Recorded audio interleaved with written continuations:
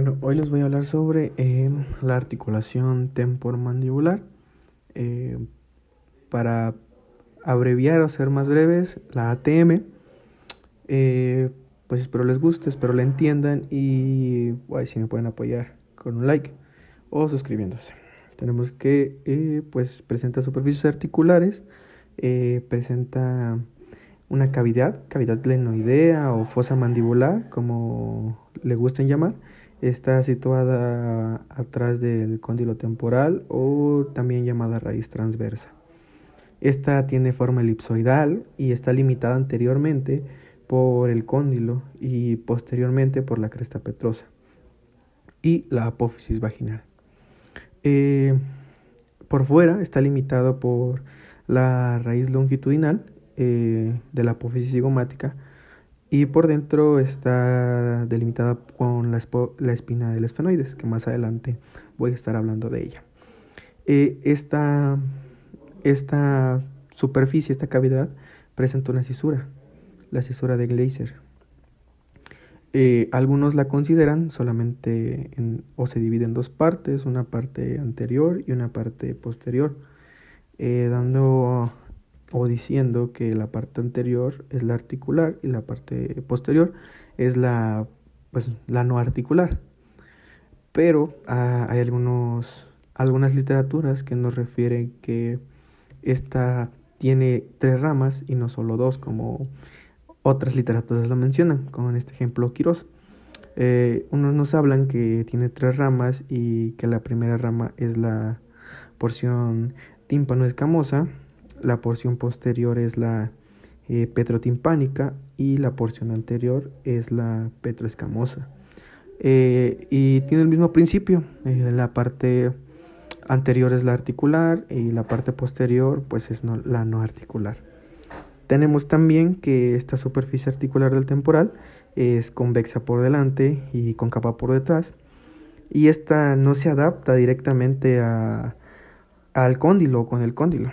La adaptación se realiza por medio de un menisco o disco articular, que a su vez pues tiene una forma elíptica y nos habla que presenta dos caras, dos bordes y dos extremidades. Tenemos que en su cara anterosuperior es cóncava por delante y está en relación con el cóndilo del temporal. En su cara posterior es convexa y corresponde a la cavidad glenoidea, y en su cara inferior es cóncava en toda su extensión, puede cubrir todo el cóndilo, y nos habla también que en la parte anterior de este menisco, disco articular como se conozca, puede presentar 2 milímetros. En su mitad presenta 1 milímetro, o así a la mitad, y en su lado posterior presenta 3 milímetros. Y nos habla también que la parte posterior es la más vascularizada y la más inervada, y la parte media es la que presenta un poco más o un poco de vascularización e inervación. Y pues la parte anterior nos habla que no presenta nada de esto. Nos habla que su extremidad externa es más gruesa que la interna. Ambas se encuentran dobladas hacia abajo y se fijan en las partes laterales del cuello del cóndilo. Y pues por esta razón es que el menisco sigue al cóndilo en todos sus movimientos.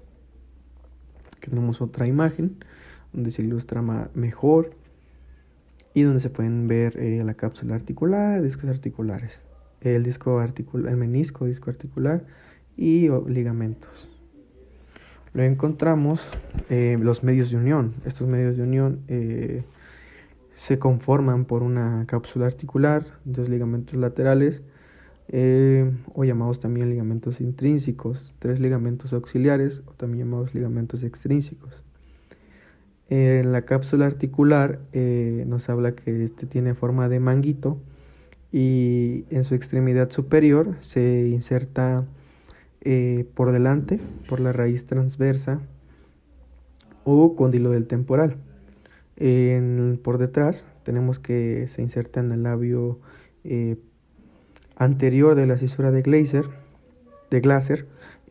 Por fuera se articula se inserta con el tubérculo cigomático y extendiéndose hasta la raíz longitudinal. Y por dentro se inserta en la espina del esfenoides. En su extremidad inferior se inserta en el cuello del cóndilo. Desciende más en su parte posterior que anterior, como se ve.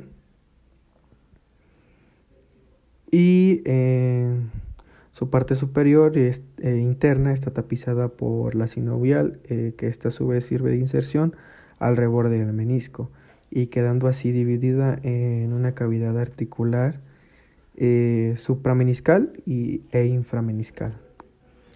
Luego tenemos el ligamento lateral externo, que se inserta por arriba en el tubérculo cigomático y se continúa hasta la raíz longitudinal, donde desciende para terminar insertándose en la parte posteroexterna del cuello del cóndilo.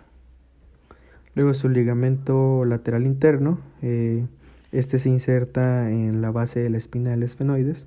Aquí se encuentra la espina del esfenoides, esta sería la base. Para después descender, insertarse en la porción posterointerna del cuello del cóndilo, como se puede observar aquí, posterointerna del cuello del cóndilo.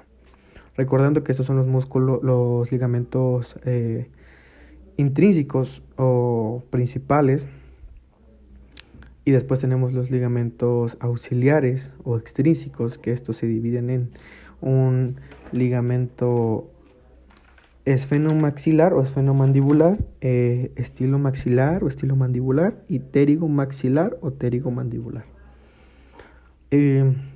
Para empezar con el ligamento esfenomandibular o esfenomaxilar, también conocido como ligamento lateral interno largo de Morris, que su inserción superior está en la porción externa de la espina del esfenoides.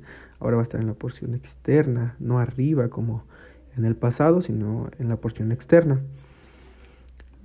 En la parte más interna del labio de la cisura de Glaser también, para descender y cubrir el ligamento lateral interno, terminando en el vértice y en el borde posterior de la espina de Spix. Luego tenemos al ligamento estilomaxilar, que se inserta por arriba cerca del vértice de la apófisis estiloides para bajar en el tercio inferior del borde posterior de la rama ascendente del maxilar inferior. Y para casi culminar con estos ligamentos tenemos al pterigomaxilar, que se considera un puente aponeurótico que se extiende desde el gancho del ala interna de la apófisis pterigoides hasta la parte posterior del reborde alveolar. A su vez da inserción a dos músculos, el músculo bucinador, que por si no han visto mi video de músculos de la expresión facial, se los dejo aquí para que lo vean. Y en la parte posterior o por atrás al músculo constrictor superior de la faringe. Y ahora sí, para finalizar con estos ligamentos, tenemos el ligamento de Tanaka, que fue descubierto originalmente por Terry Tanaka y que se extiende desde el disco articular medialmente y algo anterior para insertarse en la zona inferomedial de la fosa mandibular o cavidad clinoidea. Luego tenemos que la sinovial presenta en la mayoría de casos se presentan doble, extendiéndose una suprameniscal y otra inframeniscal, como se había comentado anteriormente, y ambas tapizan la cápsula correspondiente por su cara interna y terminan por un lado en el largo de inserción del menisco sobre la cápsula. Y ya para finalizar encontramos los movimientos de la articulación temporomandibular, que Quirós nos marca el abatimiento y la elevación, que el abatimiento es el mentón hacia abajo y hacia atrás, dirigir el mentón hacia abajo y hacia atrás, y la elevación pues es elevar la mandíbula. Esto en los movimientos de elevación intervienen los músculos o al músculo macetero, temporal y pterigoideo interno, que estos desarrollan una fuerza media de 300 libras más o menos. Luego tenemos los movimientos de propulsión y retropulsión, movimientos de diducción y lateralidad. Y nos habla también que la combinación de los movimientos de abatimiento, elevación y diducción realizan movimientos de circunducción que permiten el frotamiento de los arcos dentarios, y esto consigue la trituración de los alimentos.